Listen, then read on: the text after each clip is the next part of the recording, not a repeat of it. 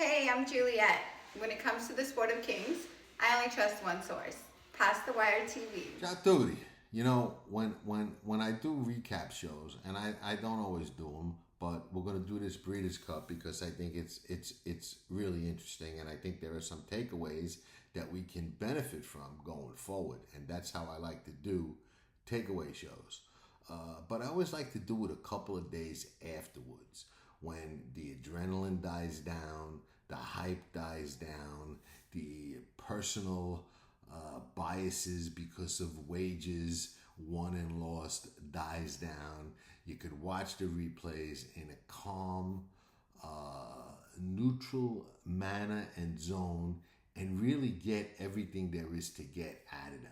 So that's what we're going to do. And this is the one Breeders' Cup takeaway show that you absolutely don't want to miss. And we're going to answer the question, would Sovereignty have won the Breeders' Cup Classic? And we're going to answer it with a little bit of definity. So hang tight.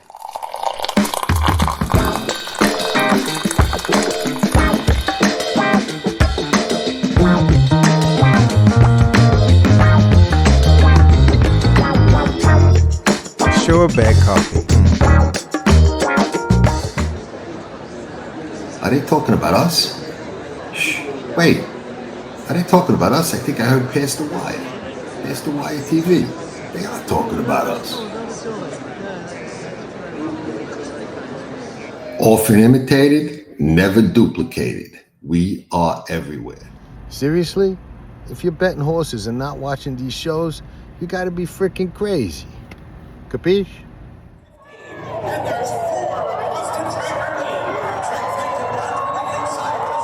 You're watching Past the Wire TV.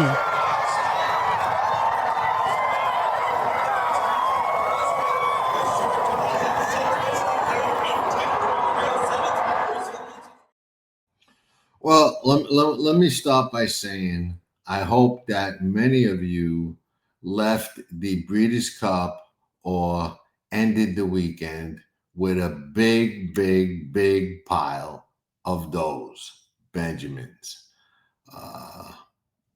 That's always the goal on these days. And there were enough prices out there over the weekend to do it.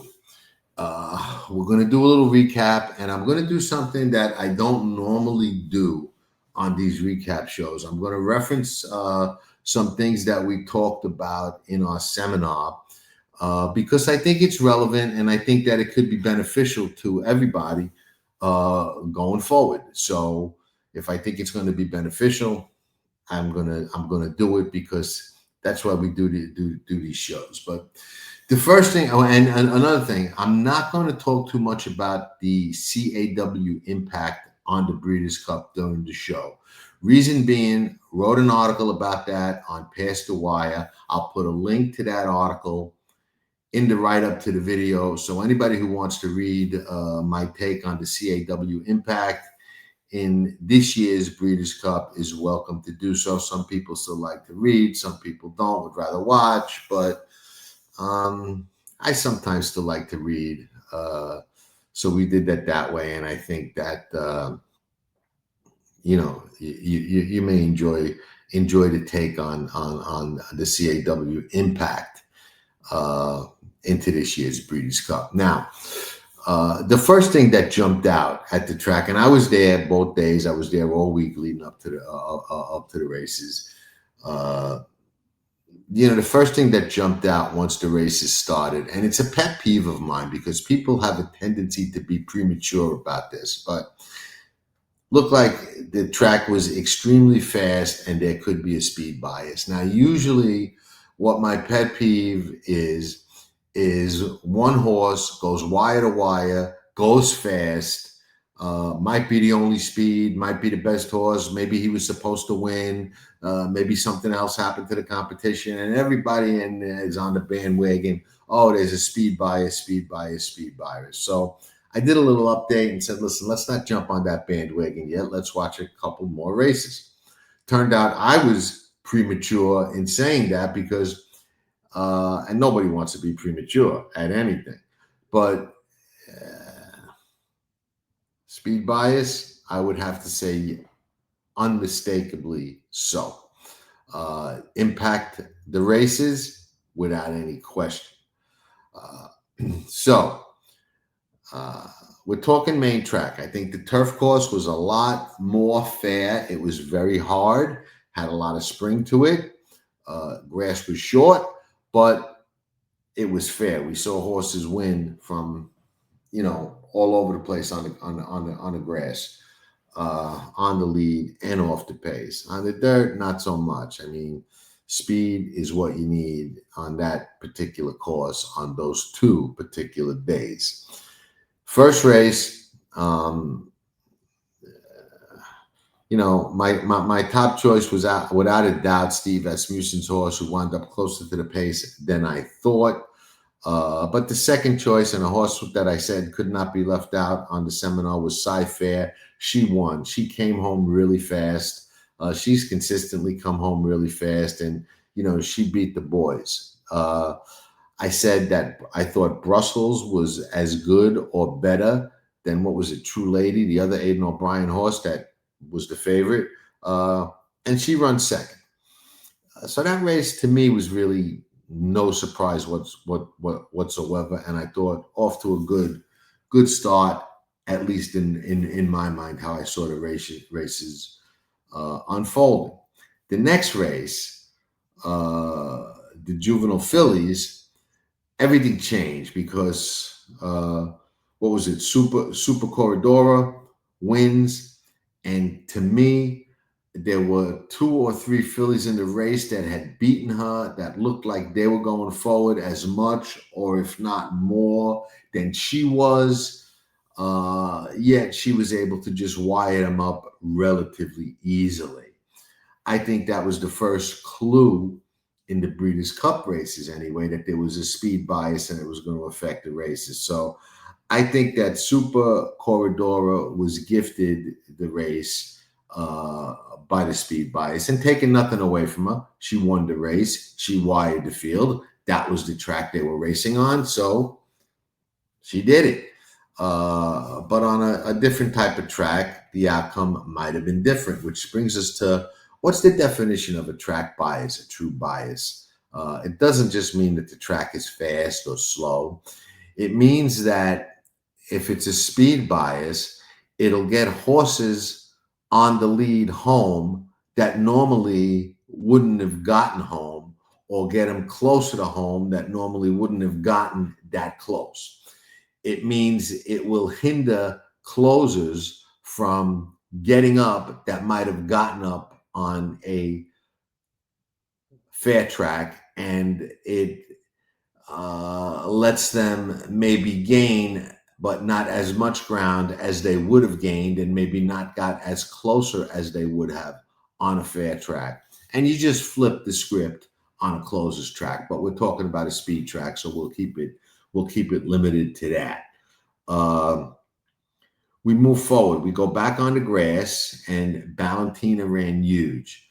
Do I think she was the best horse on the day? Well, she won the race, so you could argue that she was, but a filly that I liked, Pacific Mission, although followed her, had to go around a lot of horses in the stretch, come wide, closing fast, was less experienced. I think O'Shawn Murphy saving that ground on the inside got him to win. And I think Pacific Mission, with the inexperience and the trip, was probably the better horse, all things fair, and is probably going to be the better of the 2 fillies going forward. That would be my guess in that race. Ted Nafi, just a beautiful specimen of a racehorse, a stalked brand who I thought would go wire to wire, and did get the lead out of the 2 sprints, but Ted Nafi stayed glued to him and was able to get him, stayed close enough to reel him in, close enough to overcome that bias where it didn't really affect him, because he was stalking him the whole way, very close. And what can neutralize a little bit of the bias is if you have a sprinter stretching out who gets hounded, who's not going to get that distance and, couldn't spurt away. So Ted Nafi won that. I don't think the bias helped or hurt him. I think he was absolutely the best horse on the day. Now, interesting. There was a big long shot in the race who I liked on the seminar to run a big race and get into the money and make some noise. And he did. And that was Mr. AP, who ran second and actually looked like he might win the race for a minute. Mr. AP ran huge. I do think the bias hurt him a little bit. Do I think he was going to beat Ted Nafi? Probably not. It would have been awfully good if he could have, but he probably wasn't going to beat him. But I think the bias did, in fact, hinder him a little bit. Not a lot changed going into Saturday. And what we're going to do here is we're going to do it the right way. We're not going to do it the way the Breeders' Cup did it. We're going to do the Classic last, okay? So the sovereignty question we're going to answer last, because the Classic should always be last. They should draw it last, and they should run it last, because it's the Breeders' Cup Classic, and it's the premier race of the weekend, and one of the premier races in racing all year worldwide. It should be the last race on the card. Okay. Philly Turf Sprint. Splendora. That race changed a lot. Okay. I liked Hope Road, one of the other Bob Baffert horses, best. But that race changed a lot when Sharp Azteca was scratched. Got a lot of vet scratches. Okay. She was one of them. Tamara, same race, was another. Mystic Dan, another. White Barrier, who, those of you that attended the Q&A for our seminar, I said all week long, didn't look near the same horse to me I had seen in Florida, and didn't look a shell of the horse that I had seen at Santa Anita when he won the Breeders' Cup Classic, when I liked him and bet him. So, did I see any signs of unsoundness? No.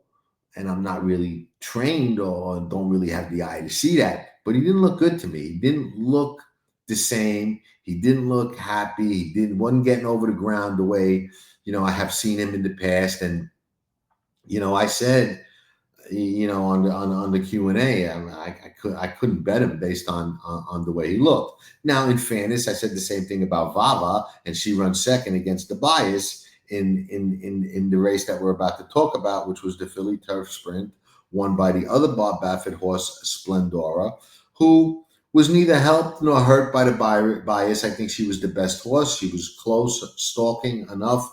And I think Vava, who I didn't like the way she looked on the racetrack when I saw her, although a lot of people said she looked great. I didn't think so. And I'll go by my eyes, not anybody else's. But she ran a good second against the bias, so hats off to her. She's so spicy in that, turf sprint. She's just fast. I mean, what could you say? First off, shout out to her owners.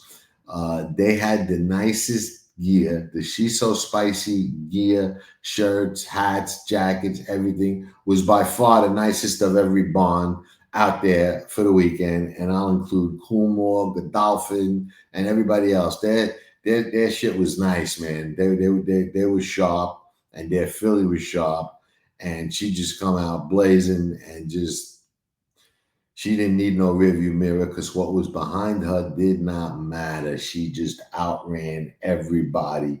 Fast filly.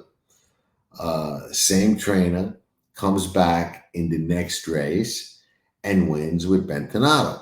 Heavy favorite.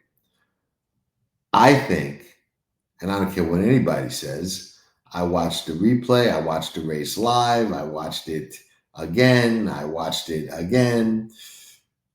Imagination was absolutely hurt significantly by the bias. Made up a lot of ground, and I will go as far as to say, and I don't care who agrees or who disagrees, might have won the race on an honest, even racetrack. Might have ran down and beat Bentonato on a fast, honest, even racetrack. No question about it.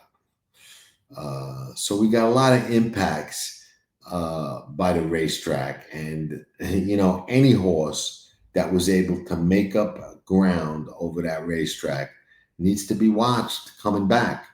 I got a whole list of them. And I suggest you do the same. If you're a Tracking Trips member, you don't have to do it because I already did it for you, so you don't got to worry about it. But if not, make a list because there's gold in them there hills, no question about it. There is gold bars out there with horses that made up ground on Breeders' Cup weekend. Now, next race.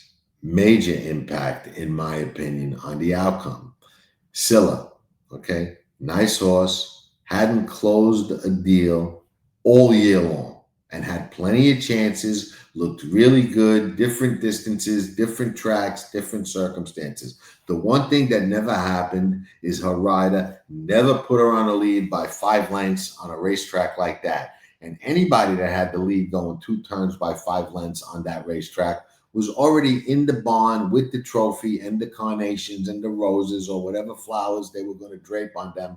They were already home. So that race, in my mind, watching it from a box at just before the finish line, they went to that first turn. I was like, this race is over.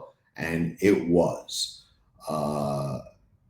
Junior, smart ride, heads up ride, just said, you know what? I'm winning this race at the 16th pole, if not by the 16th pole, at the 8th pole. And he did. He also beat me in the who had better hair contest. But at my stage of the game, I'm lucky I got hair at all. So salute, Junior. That was one of the more heads up rides of the entire weekend. He knew the track. He knew how it was playing. And he knew how to give his filly the absolute best shot that she could have given the circumstances. And I don't think on a fair, honest, even racetrack, she wins the race. And the interesting thing to me there was the 13-horse Gazzale is a horse that we talked about at the seminar and on the Q&A and on the PDF. And what I said was this is going to be a 30, 40, 50 to 1 shot that not only has a chance to win the race, but can certainly get into money and make the triples, superfectas, maybe even exacta. And sure enough, she come flying and got her piece. And as easy as Scylla won, I would say that the way the track was playing, had the track been fair and honest and the pace and everything wound up differently, she might have been a lot closer. And she might have even won the race at telephone numbers. So there were 2 horses between Mr. AP and her that were bombs away that certainly could have won had things gone right. But these are the intangibles, and when you're looking at things in advance, that kind of stuff is gonna happen to you. Ethical Diamond, and this is interesting, and this is something I think we should all take a good hard look at and take away from. That was a mistake, a miss by me, and I'll tell you why. Mullins is sharp with these jumpers running on the flat and wins big races on the flat in Europe all the time with these jump horses. And I dismissed the horse over here. A lot of people didn't. I did. Went from 50 to 1 to 25 to 1 or 27 to 1, whatever it is. We'll talk about that. And I talk about that in the article, but if you're inclined to read it. But here's the thing. Why? And I asked one of the O'Briens, okay, not Aiden, one of his sons. I asked him, why are you guys able to come here and win with second, third, even fourth stringers against our best grass horses year after year after year? And it used to be, first and second stringers. Now they're doing it with third and fourth stringers. Okay, it's almost insulting. Okay, I mean they dominated the turf racing for the most part.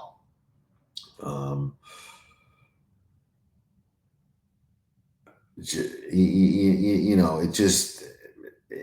ridiculous. Now,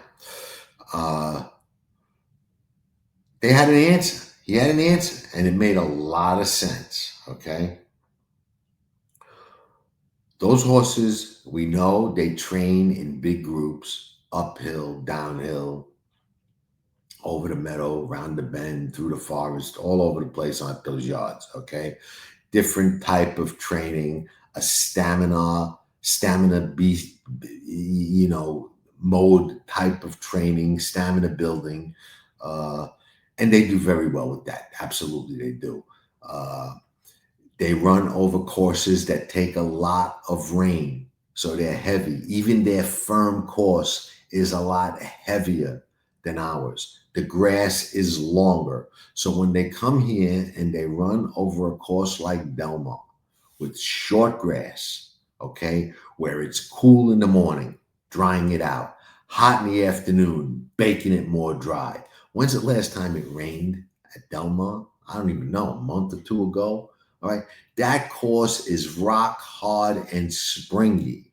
And when those European turf horses get on it, you never know which ones are going to bounce across that course like a well-thrown stone skims across a pond. Okay. You just don't know. So what we have to do going forward, I think, is almost look at every European turf horse somewhat evenly and equally and objectively, because they are getting a scenario that they are not used to, that they may excel on.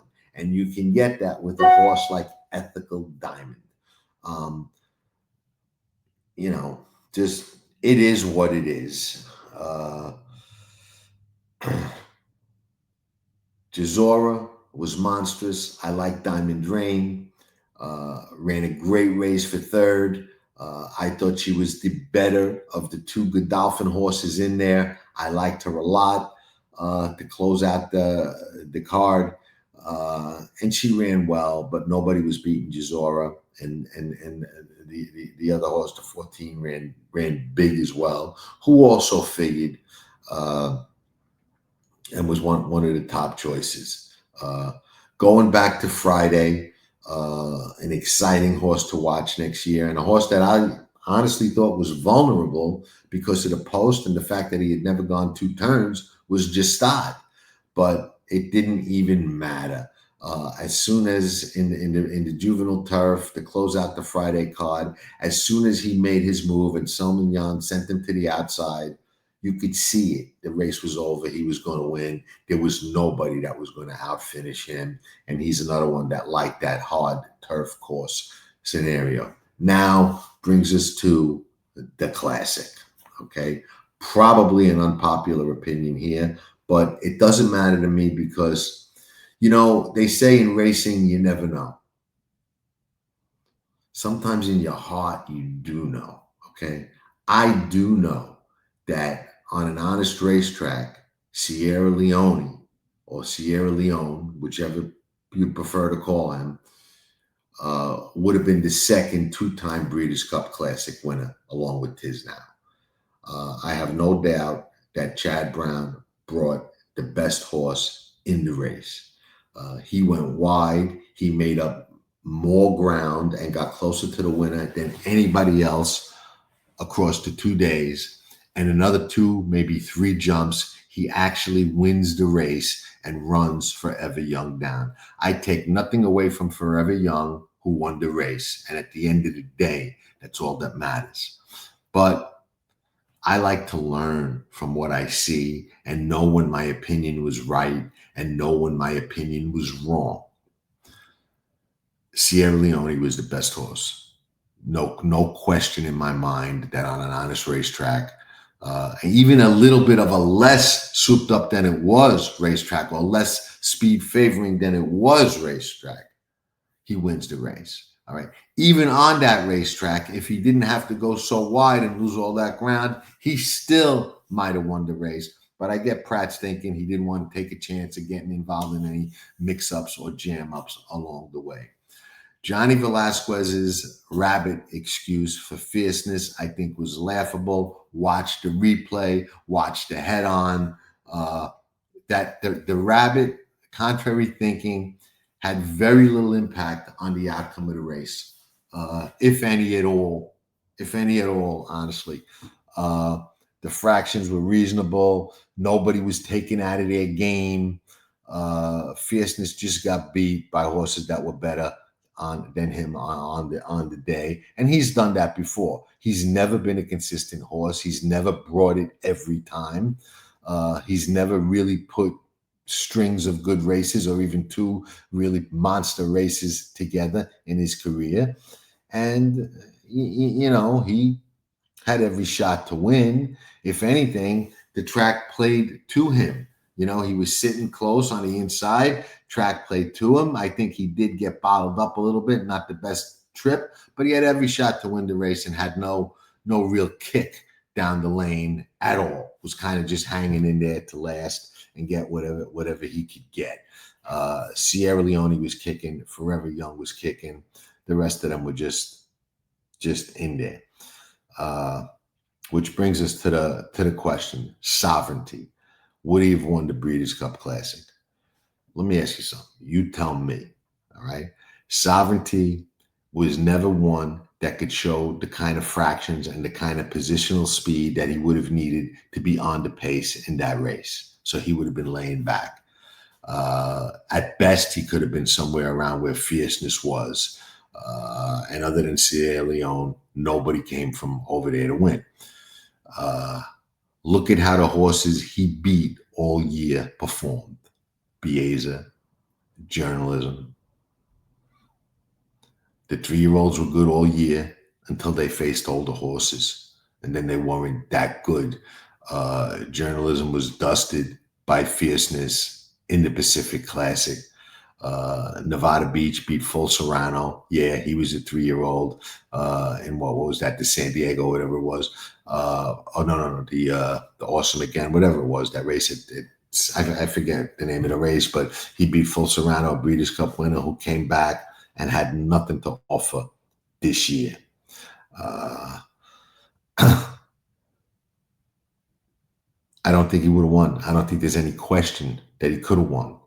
I don't think he's ever shown that he could run fast enough to win. Oh, but he won so many races so easy. Looked like there was more gas in the tank. I'll never forget something that Bobby Frankel told me that I've shared on other shows. No such thing as winning easy. When a horse runs fast, they exert effort and they run, whether they're under wraps, whether their ears were twitching or whatnot. What are you going to do? Win in 108 flat under wraps by 10? Okay, so if you would have set him down, he would have run in 106. No, nobody runs 106. 108 is damn fast. The number's fast, and the horse can only go so fast no matter how he's doing it, okay? The clock doesn't lie. I don't see how anyone can make the argument with any degree of certainty that Sovereignty would have won that race from where he would have been and how the track was playing and how the race unfolded. Couldn't have outfinished Sierra Leone and couldn't have caught Forever Young. No way, no how. If you think that, I just don't see it. I don't see it. Can't see it. The answer is no. Now, I did lie. I didn't do the Classic last. I thought I was gonna, but I decided to save who I thought was my surest bet on the card for last, and that was Nisos, who I thought would win easy. Now, the interesting thing about Nisos is, had Nisos had not had a hiccup, he might have been in the Classic. And he would have been a horse, kind of like Wise Dan, if you remember Wise Dan. Nisos would have been a contender in the Classic, the Mile, or the Sprint. And he probably wound up in the best place for him. And that hiccup probably served him well because it caused him to miss the Classic and run. Citizen Bull ran huge, but no question he was helped by the way the track was playing. Nisos was forced to be a little bit closer than he wanted to be because Pratt knew already how the track was playing. He knew what happened to him on Sierra Leone. He knew he lost on the best horse because you couldn't make up that kind of ground on that racetrack. And he stayed close, which might have taken a little bit of Nisos's punch away and added a little bit to Citizens Bull's staying power.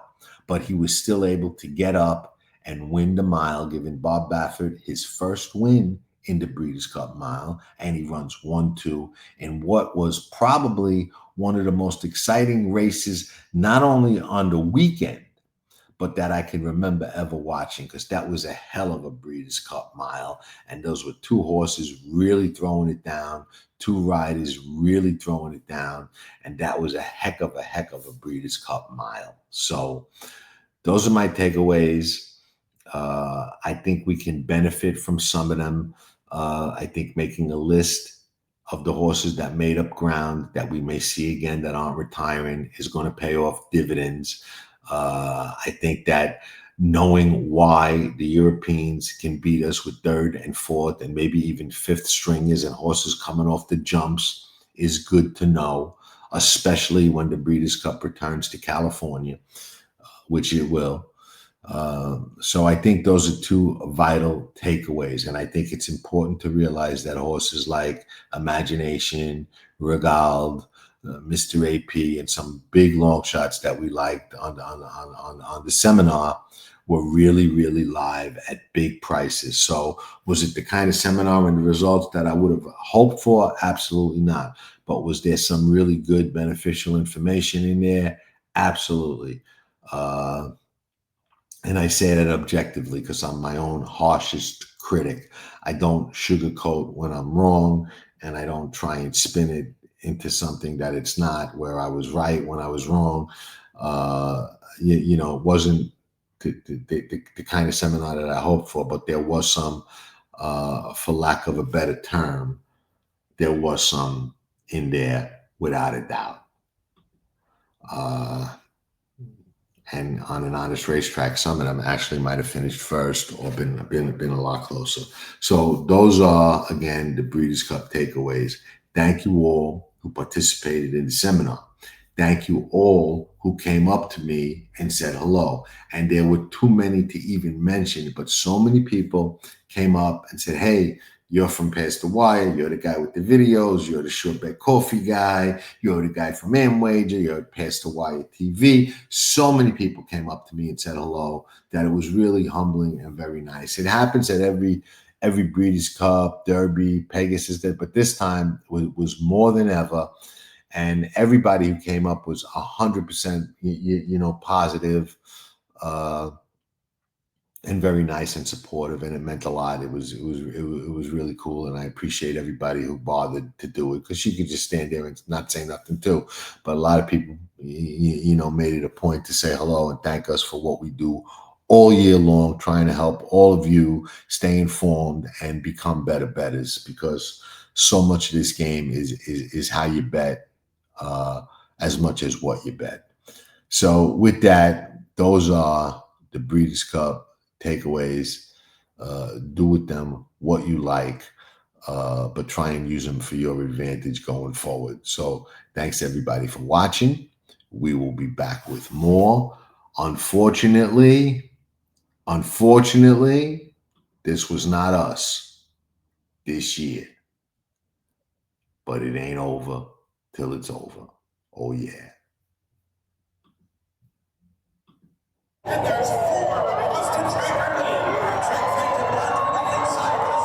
You're watching Past the Wire TV.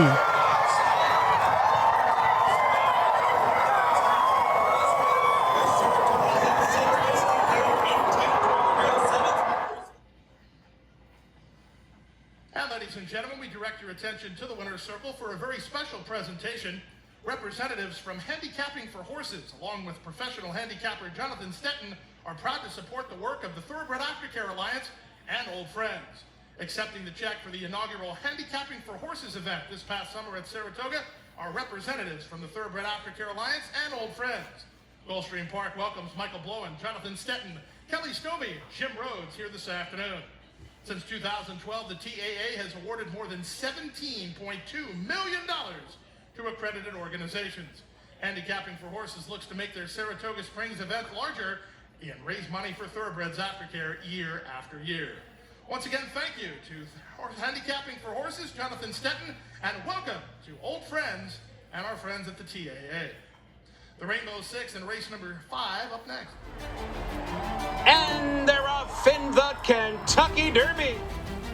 You're watching Past the Wire TV, the biggest races at the best tracks. From the Kentucky Derby to the Breeders' Cup. The best horse racing coverage is right here on Past the Wire TV.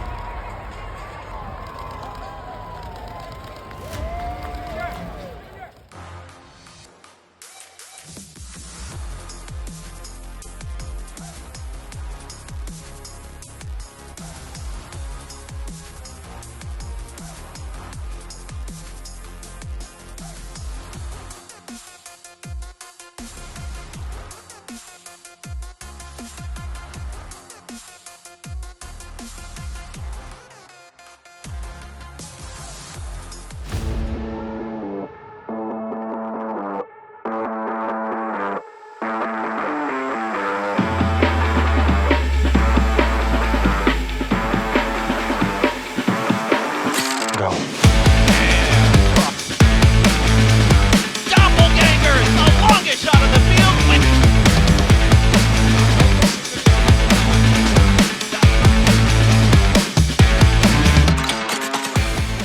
A dynasty in motion, reshaping the sport's greatest tradition, channeling the legends of his line and surpassing them. 4 of the last 6 Derby winners carry his genes. A Golden Son, a Horse of the Year. Another chapter written beneath those iconic spires. Derby dreams fulfilled for the titans of our industry. From authentic to sovereignty, a legacy both real and supreme. Into mischief. Here comes journalism, here comes sovereignty, and they square off, heading to the final front. Sovereignty wins the Derby!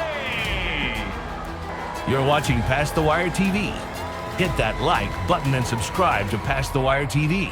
Nobody does it better.